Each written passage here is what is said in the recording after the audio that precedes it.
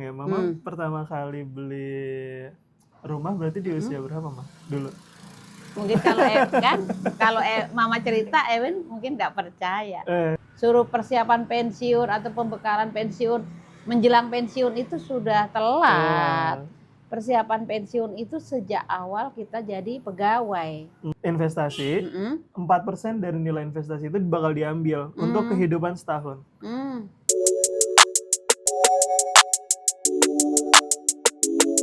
Kan Edin lulusan SH. Ya, Tapi betul. kan secara karir nggak di SH. Itu gimana sih perasaan orang tua atau Mama deh? Gimana perasaannya atau apa yang Mama pikirkan terhadap hal itu? Ya kalau bicara idealnya, ya kan, sebagai orang tua nih ya, kita bicara sebagai orang tua. Idealnya sih pengennya Edwin kuliahnya sarjana hukum, bisa lanjut di notariat atau mungkin jadi apalah yang tugas di pengadilan atau di kejaksaan seperti itu kan, atau di perusahaan-perusahaan terkait dengan advokasi. Tapi semuanya kan kembali pada Edwin yang melaksanakan, yang melakukan, yang merasakan. Ketika Edwin kemudian memilih jalur ini, ya sebagai orang tua ya bagaimanapun tetap support. Tapi hati kecil kan Mama selalu nanyakan ke Edwin. Edwin udah yakin nih dengan pilihan Ewin, yakin untuk masa depan Ewin. Maksudnya untuk namanya di Jakarta kan realistis aja lah. Kebutuhan kita itu banyak banget. Dengan memilih apa namanya yang Edwin sekarang geluti, ya kan, di kripto dan sebagainya itu, kira-kira hasilnya bagaimana? Nah, dalam apa ya istilah kekhawatiran itu, ya menjanjikan atau enggak untuk masa depan, untuk gitu ya, untuk keluarga, untuk anak-anak.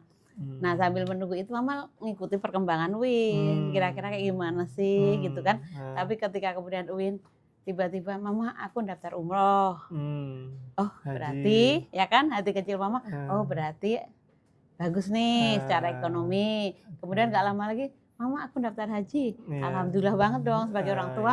Oh sudah nih, itu artinya beberapa jawaban. Tapi tetap Mama, nama sebagai orang tua, Mama ngikutin terus perkembangan ekonomi kalian, kayak gitu. Oh, tetap ada. Tetap ada, karena kan Mama biasa sebagai pegawai negeri, Papa pegawai negeri yang gajinya rutin dapat tiap bulan jelas. Jadi udah bisa ngitung nih kebutuhan, penerimaan dan kebutuhan kan. Nah kemudian kalau Ewin kan saya nggak tahu persis bagaimana naik turun. Nah iya, income-nya naik turunnya kayak gitu. Kira-kira stabil nggak secara ekonomi, apalagi udah punya anak, kebutuhan makin banyak, gitu kan. Pasti itu jadi itu aja sih pertimbangannya. Tapi berarti orang tua yang lain juga akan berpikir gitu kali ya? Sepertinya sih kayak gitu. Rata-rata sih orang tua pengennya anak itu kan kerja yang apa ya istilahnya, rutin jelas, kayak kantoran, terima gaji tiap bulan dan sebagainya. Tapi kan anak-anak sekarang lebih banyak pilihan yang kayak Ewin gitu, ya kan, nggak muter ikan, nggak mau ngantoran, mau kerja dari rumah yang lebih santai, ya kan. Tapi hasilnya banyak kan, pengennya kayak gitu. Nah itu yang harus dibuktikan sama Win, bisa nggak itu kan. Berarti gitu. Tetap anak juga sebenarnya nggak apa-apa dari sisi orang tua, tapi anak juga kalau bisa membuktikan atau yang ngasih lihat ya itu lebih baik gitu ya, karena bikin orang tua tenang. Buktikan bahwa pilihanmu itu tepat gitu kan, bahwa kamu memilih hal yang benar, tepat untuk masa depanmu kan gitu loh.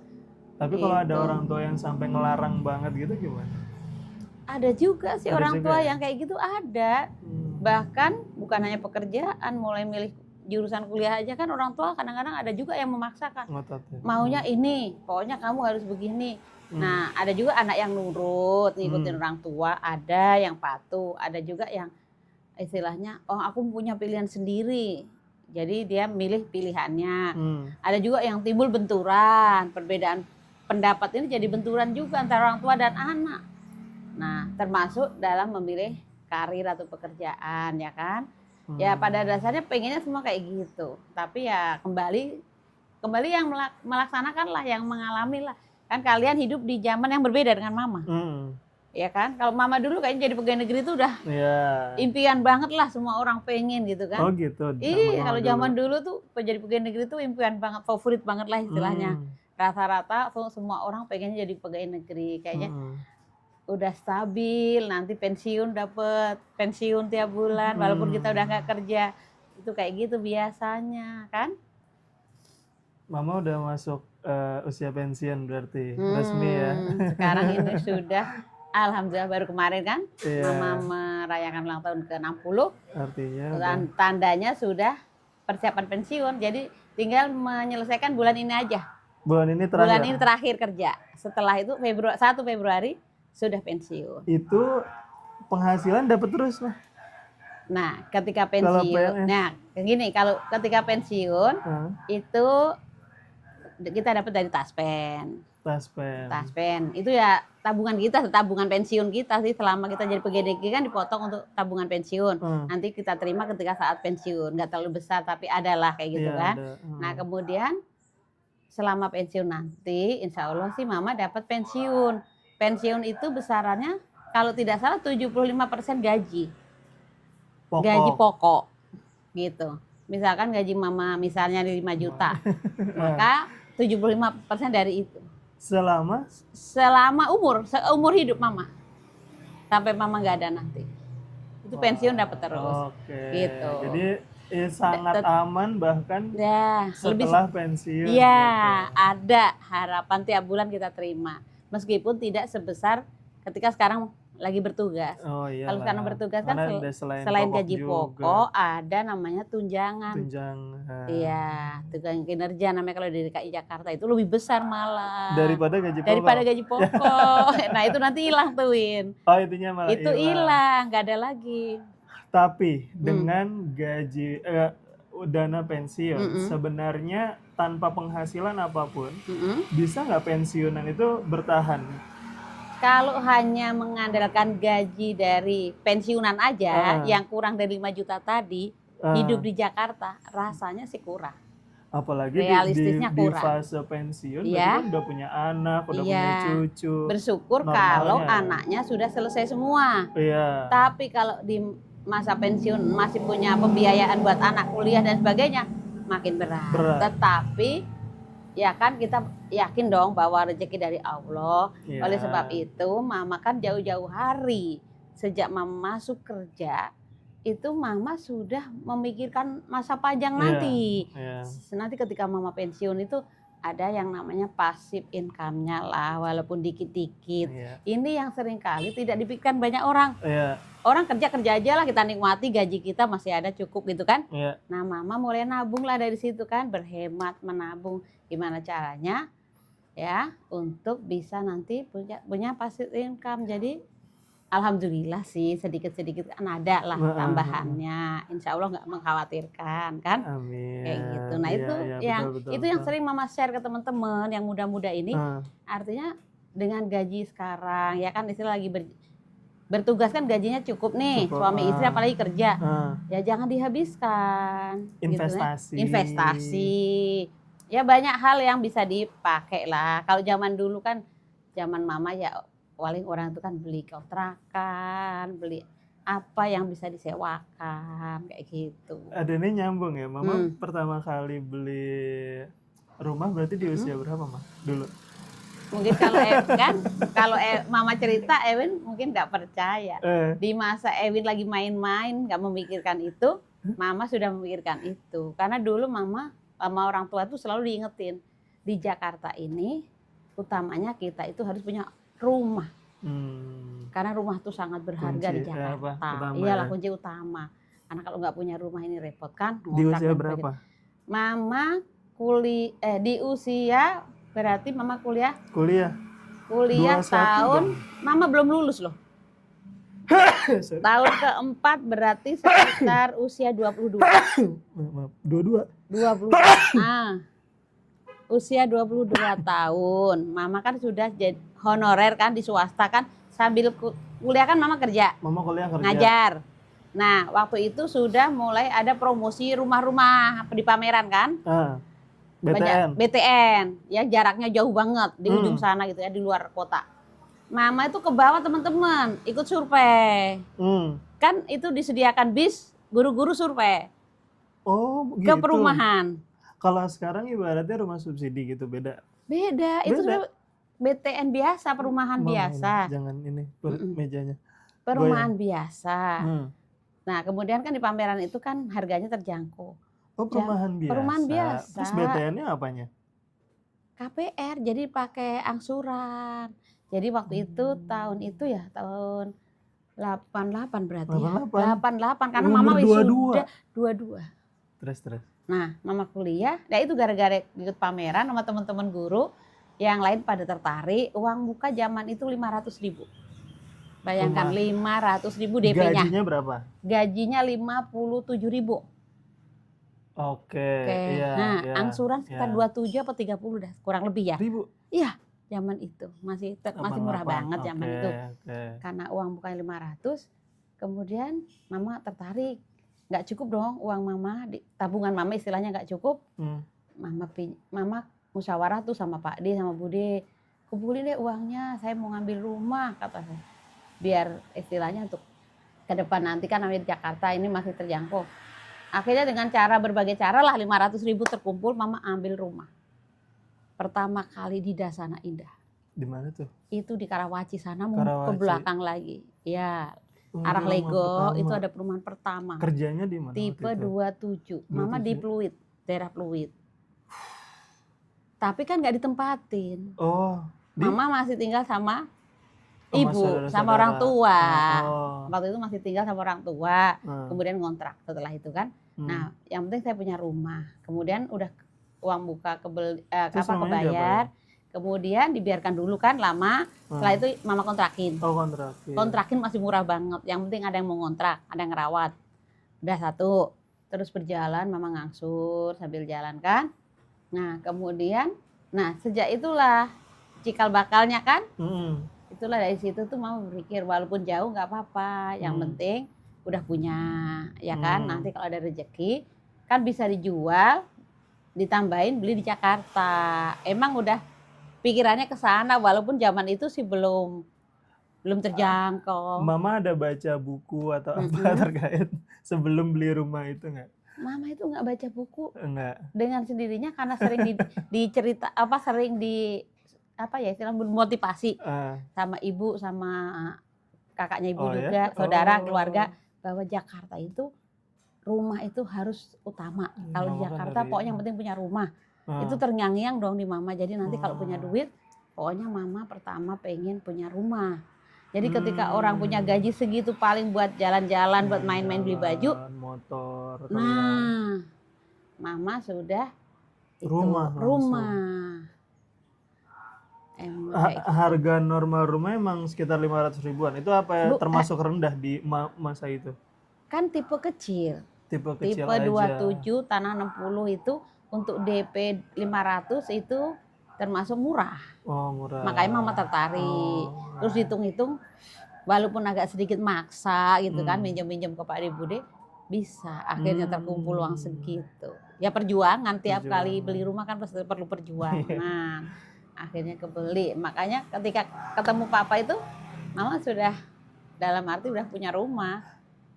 Papa itu belum sama papa? Belum menikah. Belum mama masih kuliah. Tapi udah ketemu papa? Sudah ketemu papa. Mama papa yang nganter, tapi maksudnya sudah bareng papa tapi belum menikah. Gitu. Bahkan sebelum menikah. Tapi itu kepikirannya beli rumah nggak buat investasi dong sebenarnya? Bukan, sebenarnya nanti untuk ditempatin. Awal itu punya rumah yang penting untuk tempatin ketika nanti mama menikah sudah punya rumah. Oke, berarti gitu. Nah tapi kan dalam berjalannya mama fokusnya rumah kebanyakan ya, sama ruko gitu ya. Itu mengalir aja sebenarnya, mengalir aja. Nggak yang diprogram kayak gimana. Itu juga sebenarnya tertanam untuk nanti masa tua, pensiun sekarang nanti. Udah mulai berpikir ke sana. Jadi ketika sudah bekerja, sudah menikah, bekerja pegawai negeri sama-sama tugas. Kemudian kan mama selain ngajar, jangan salah, mama juga mulai punya toko kios waktu itu di pinggir jalan. Nah itulah yang menambah income mama itu istilahnya yang harus tiap bulan terima gaji. Nah karena punya kios kan jadi tiap hari saya terima duit. Punya duit tiap hari. Artinya jadi dari lama-lama saya kebutuhannya bisa ketutup dari kios, dari warung. Jadi gaji mama akhirnya sama gaji papa bisa tersimpan. Nah, buat nambah. Untuk nambah akhirnya buat nabung-nabung tadi, disimpan. Ketika ada yang jual murah-murah, kalau terjangkau ya mama beli. Berapa persen teman-teman mama di usianya ketika pensiun siap untuk secara keuangan? Saya nggak terlalu tahu pasti, tapi ada sih, cuman nggak terlalu banyak. Malah nggak menurut terlalu saya banyak. Kok nggak terlalu banyak ya. Sebentar. Nggak apa-apa. Mati ini. Ada tapi sepertinya ya nggak terlalu mengkhawatirkan ya kalau untuk yang pensiunan, tetapi untuk yang maksudnya yang lebih siap gitu sebagian sih ada. Opsinya ketika orang udah masuk ke usia pensiun tuh, Edin tuh kan buka kelas ya, kripto ya. Nah, waktu itu ngajarin juga untuk masuk ke industri kripto gitu. Yeah. Nah, malah kebanyakan yang usia pensiun mah. Yang masuk? Iya, yang ikut kelas. Oh ya? Dia tertarik? Dia tertarik. Berarti setelah pensiun mau? Iya. Mau main kripto? Dan peserta-peserta yang udah mendekati dan udah di masa pensiun malah yang berani dananya tuh lumayan gede. Bukan lumayan gede malah besar. dibanding yang mahasiswa-mahasiswa. Mahasiswa-mahasiswa banyak. Tapi tentu modalnya dananya belum ada. Belum siap. Gitu. Nah, menurut mama kalau orang malah ketika di usia pensiunnya dia malah mencari hal baru, apalagi kripto, yang mana anak muda aja sebenarnya kalau mau ngedalamin itu banyak banget layer yang harus dipelajarin gitu. Betul. Apalagi di usia yang udah pensiun baru mau masuk ke industri yang dia baru banget mau nyentuh. Iya, betul. Itu gimana? Ada saya dengar juga ada beberapa seperti itu. Mungkin karena dia punya dana kan, dana pensiun kan. Kalau di luar itu kan lebih besar, BUMN dan lain-lain. Perusahaan swasta itu gelondongan. Dia terima apa ya namanya? Satu kali terima, ya besar. Nah, mau diapakan ini? Kalau dia mau mulai usaha yang dia istilahnya merintis gitu, mungkin risiko juga kelamaan. Jadi mungkin lihat peluang di kripto, dia tertarik. Meskipun saya yakin juga nggak terlalu yang gimana ya. Karena bagi mama dunia yang asing toh, mempelajarinya agak sulit. Baru lagi. Artinya buat mama nggak membumi itu kan, harus belajar lagi. Makanya mama pun belum tertarik untuk belajar itu kan, meskipun Eben sering cerita gitu. Kalau mama yang aman ya cara-cara tradisional aja. Ya kontrakan. Kayak gitu disewain, ketahuan lah rutin tiap bulan kita terima.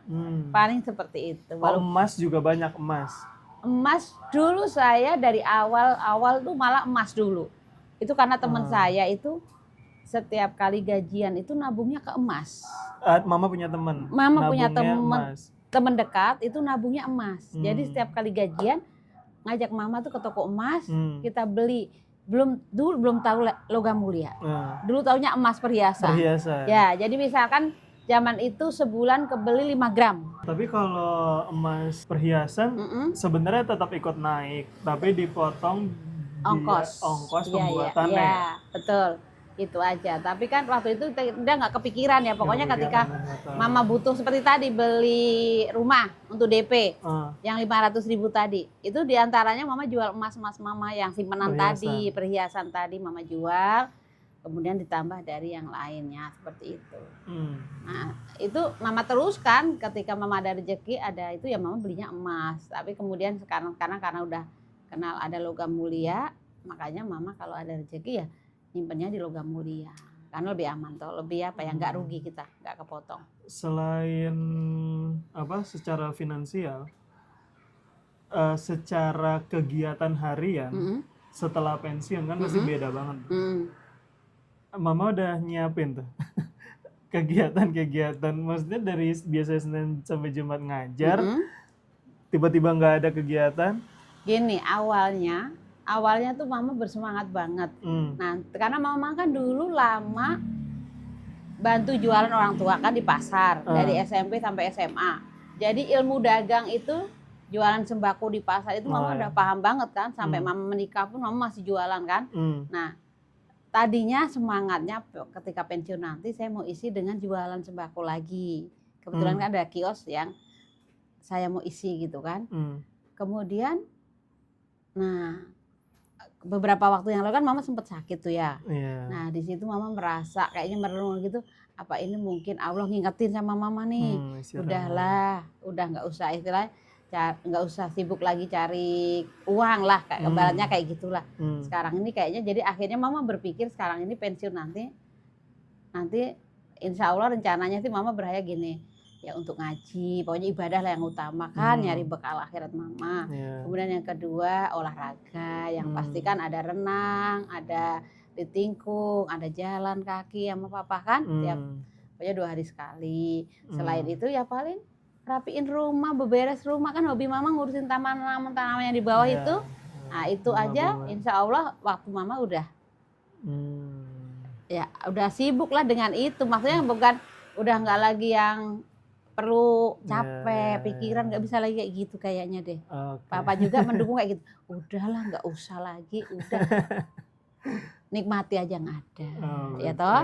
Ya udah sekarang mama udah di posisi mulai ikhlas menerima itu dan mama udah menyiapkan ketika nanti pensiun sudah di rumah. Lebih ke olahraga, menjaga kesehatan, ibadah. Ya udah berkumpul sama kalian lah, anak-anak, cucu. Paling kalau kangen ketemu cucu ya kan, iyalah. Ketemu teman-teman, ya itu aja lah. Kegiatan semangat sih boleh, tapi kan ternyata fisik pun udah mulai nggak sekuat dulu toh Win. Kalau dulu apa aja mama kerjakan, mungkin sekarang sudah mulai capek juga, ya kan? Pasti nanti tetap perlu penyesuaian sih ya. Iya, saya amati ketika papa pensiun itu. Iya, waktu papa gimana? Iya, waktu papa pensiun kan 2 tahun yang lalu saya amati. Papa 2 tahun yang lalu ya? Iya 2 tahun pensiun kan papa 58. Jadi bulan pertama sampai bulan ketiga itu masih kelihatan kayak gelisah, kayak gimana gitu, kayak ada sesuatu yang hilang kan. Biasa rutin tiap hari kerja, berangkat pulang sore, tiba-tiba nggak ada gitu. Jadi saya lihat mau ngapain mungkin kan, tapi setelah lewat 3 bulan udah mulai nyaman. Apalagi kan papa ikut pengajian kan di Al Hasani itu tiap pagi, kadang-kadang malam, terus itu diseriusin, difokusin, itu udah hampir tiap hari. Jadi rutinitas baru. Kemudian yang rutin lagi ya papa ya antar jemput mama, antar jemput Dini, itu ya itu kayak refreshing aja tuh sambil nganterin, sambil jalan. Iya. Dan kalau ada kegiatan sama teman-teman kumpul, ya selalu kan bareng kita, selalu berdua ikut gitu kan. Iya, di grup mama semua papa ikut. Iya, di alumni mama papa ikut. Jadi sudah kita selalu bareng berdua. Jadi hari-hari udah mulai nyaman papa sekarang. Mama udah ada gambaran sudah ada gambaran kayak gitu. Kira-kira mungkin saya merasa ketika udah nggak itu sebulan, 2 bulan, 3 bulan paling lama lah. Setelah itu pasti tetap sudah mulai penyesuaian. Mudah-mudahan terus biasa aja. Karena mama udah jauh-jauh hari udah menyiapkan nih. Nanti saatnya pensiun saya akan ngapain kayak gitu. Iya sudah mulai menyiapkan, karena itu apa ya, bukan hanya fisik aja tapi hati, terutama hati sih, menata hati ini. Bagaimana tidak ketemu teman-teman lagi, tidak ketemu murid lagi, kadang-kadang haru, sedih, bahkan kehilangan mereka, tapi ya itu harus dihadapi toh. Kemarin aja ketika masuk kelas saya cerita bahwa ibu bertugas tinggal bulan ini, kan anak ya ibu bisa nggak diperpanjang, bisa nggak mengantar kami sampai lulus. Ya namanya pensiun tuh udah harus berhenti lah dari tugas-tugas itu, udah nggak bisa lagi. Ya udah waktunya, jadi ya udah ibu harus istirahat, kata saya kan. Pembekalan dari instansi tempat mama bekerja itu ada nggak untuk pensiun tuh, pembekalannya apa? Yang melakukan pembekalan itu dari dari dinas ya, pelaksanaannya di Sudin Jakarta Barat. Apa aja pembekalannya? Dipanggil, diundang, ya dijelaskan bahwa usia pensiun itu bla bla bla bla persyaratannya, kemudian nanti hak yang diterima ketika pensiun, kemudian ada gambaran-gambaran kegiatan yang bisa dilakukan setelah pensiun, dari mungkin kegiatan di rumah, selain kegiatan rutin tapi bisa menghasilkan tambahan juga bisa. Misalnya, iya misalkan wira swasta yang sukses itu kan bikin pisang goreng madu itu, tadinya kan itu mungkin dirintis dari hal yang kecil, sekarang udah berkembang pesat. Jadi seperti itu. Ada juga yang piara lele kayak gitu. Pernah tuh Ada kan Edin pembekalan. sempat kerja yang megang franchise itu.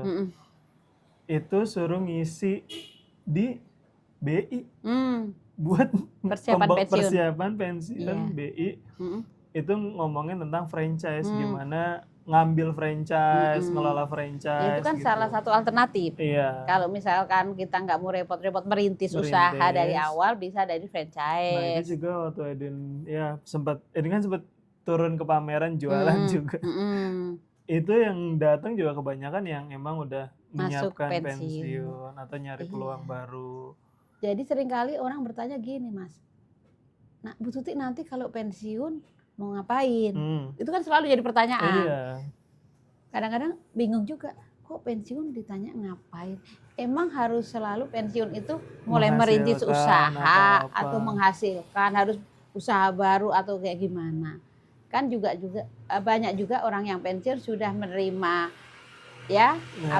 kondisi situasinya, kemudian sudah merasa cukup, ya sudah nikmati aja masa pensiunnya, tidak harus dengan usaha-usaha baru. Tapi ada juga orang yang merasa masih ada waktu kok, masih punya energi untuk melakukan itu, akhirnya itulah merintis usaha. Tapi kenyataannya ada beberapa kejadian, tidak banyak sih, mungkin belum rezekinya, uang pensiun dia diterima buat buka usaha malah habis, nggak berlangsung lama. Bahkan ada yang dengan modal besar dan sebagainya. Ya semua kembali pada rezeki, kan Allah udah ngatur. Kalau udah rezekinya, usaha apa bisa maju banyak juga. Pensiunnya baru merintis usaha maju banyak juga. Jadi kembali ke masing-masing, ya kan? Ya tergantung kondisi si orangnya juga kali ya. Siapa tahu tiap orang berbeda, Mas. Kalau kondisinya dia belum punya penghasilan selain dari tempat kerjanya, tiba-tiba harus pensiun, bukan tiba-tiba, udah masa pensiun, ya kan dia misalkan dapat dana nih, nah ini harus diapain kan, dia pasti berpikirnya. Iya, ada yang udah disimpan aja lah buat kebutuhan sehari-hari. Ada yang dengan punya uang ini pengen modal usaha, baru merintis tadi, mungkin pakai franchise, baru mau usaha ini usaha itu, banyak macam-macam sih masing-masing orang. Ada yang pulang kampung. Ada banyak juga. Udah tani aja di kampung, karena mungkin udah punya sawah, punya rumah di kampung, ya menetap di kampung. Secara umum teman-teman mama yang sudah pensiun, kan mama punya grup yang mayoritas sudah pensiun, tinggal mama dan beberapa orang yang belum. Itu saya lihat happy, sehat, berumur panjang, bahkan udah mendekati 80, mereka masih sehat, kuat, kumpul, happy kayak gitu. Dan cukup-cukup aja saya lihat cara ekonomi mapan-mapan aja tuh. Kita muter kemana, iuran sekian ya kebayar juga. Artinya berarti ada toh. Ada kayak gitu. Tampilannya ya masih oke. Berarti memang secara umum sih insya Allah udah siap ya dengan berbagai kondisi. Berarti sebenarnya yang penting dipersiapkan jauh-jauh hari.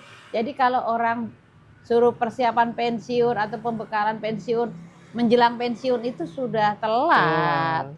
Persiapan pensiun itu sejak awal kita jadi pegawai. Udah menyiapkan bahwa suatu saat nanti usia 60 tahun, kan saya jadi pegawai negeri tahun usia 25. Kemudian 60 harus pensiun. Ya kan? Itulah waktunya. Nah, itulah waktunya untuk selain untuk berjalannya kebutuhan hidup, sedikit-sedikit menyimpan. Kalau mama kan ada gaji setelah masa pensiun dari negara. Nah, kalau yang swasta yang misalkan kayak Den gitu kan tentu nggak ada. Ada namanya 4% rule. Jadi penghasilan bulanan, penghasilan setahun itu harus dihasilkan dari 4% dari dana yang diinvestasikan. Jadi harus setiap tahun ada investasi yang disimpan. Investasi, 4% dari nilai investasi itu bakal diambil untuk kehidupan setahun. Jadi itu cara orang-orang yang mengamankan. Iya, untuk bisa disebutnya pensiun. Jadi nanti walaupun sudah masa pensiun pun, ketika angka investasi itu sudah tercapai, di usia berapapun sebenarnya dia sudah bisa untuk pensiun. Ini ada teorinya begitu. Iya, sekarang anak muda ngincernya ke situ. Jadi berarti dia harus kerja keras dong. Iya, betul. Semasa muda ini untuk mencapai itu. Betul. Malahan ada grup yang namanya FIRE. Lupa, pokoknya retire early lah. Pensiun dini. Dan itu lagi cukup meningkat banget awareness gitu. Terkait. Iya, lagi ngetren. Jadi anak-anak kerja keras sekarang. Usia berapa mau pensiun itu? Pokoknya begitu dia udah mencapai angka itu, pensiun. Dia udah siap, udah pensiun deh 2 tahun lagi deh gitu. Ya, ada yang 40 tahun, ada yang 50 tahun. Semudah itu. Iya. Itu kan masa-masa masih produktif banget. Nah, pensiunnya itu berkaitan dengan menghasilkan uang. Selebihnya yang dia lakukan adalah yang mau dia lakukan aja. Misalkan dia suka. Udah nggak seperti awal. Iya, yang penting dia kerja, udah dapetin angka pensiunnya. Udah. Misalkan dia tadinya YouTuber dan dia harus bikin konten sehari 2, sehari 3. Begitu angka itu udah tercapai, nah konten-konten dia kan, konten-konten dia kan tentu ada yang sebenarnya dia nggak suka nih, tapi dia tetap harus ngonten karena dia mau mencapai angka itu. Kalau angka itu udah tercapai, dia bisa aja ngonten hanya yang dia suka aja. Iya, artinya nggak target-target lagi. Iya, sebenarnya sih. Polanya sekarang trennya lagi ke arah situ. Itu hampir sama, tapi itu targetnya dalam waktu lebih cepat, ya kan? Biasanya lebih cepat pensiunnya. Kalau kita memang udah terpola, sistemnya udah seperti ini. Istilah pensiun sendiri bergeser tuh dari yang tadinya usia jadi target. Angka investasi juga. Kalau itu anak muda sekarang beda seperti ya, itu. Kalau kita dulu ya pemikiran orang dulu kayak gitu. Di usia nanti pensiun itu. Semoga ya kan kita masih punya tadi yang bisa menghasilkan, jadi nggak terlalu yang repot-repot banget gitulah. Ya minimal tidak merepotkan anak-anak, syukur-syukur masih bisa berbagi. Ya kan. Kayak gitu. Ya Din juga sebenarnya lagi ngejar buat si angka investasi. Mudah-mudahan lancar.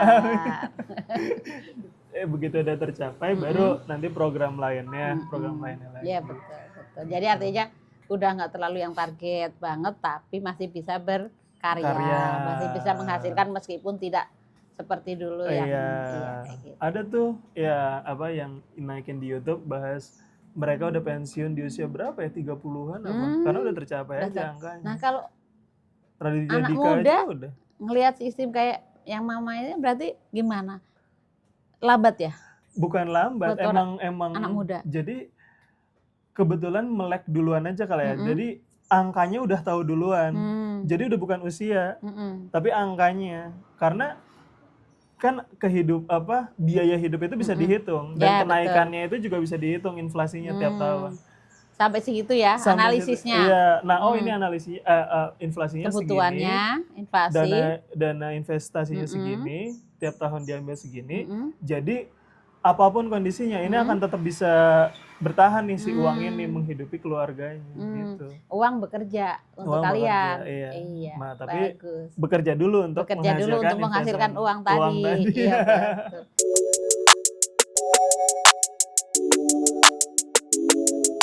Kalau ingat itu, aduh kayak kehilangan anak murid maksudnya kehilangan teman-teman agak berat. Belum juga, entahlah. Nah, sekarang pelan-pelan, udah mulai merasa bahwa nanti saya akan memang ada waktunya kan selesai itu tugas-tugas itu kayak gitu.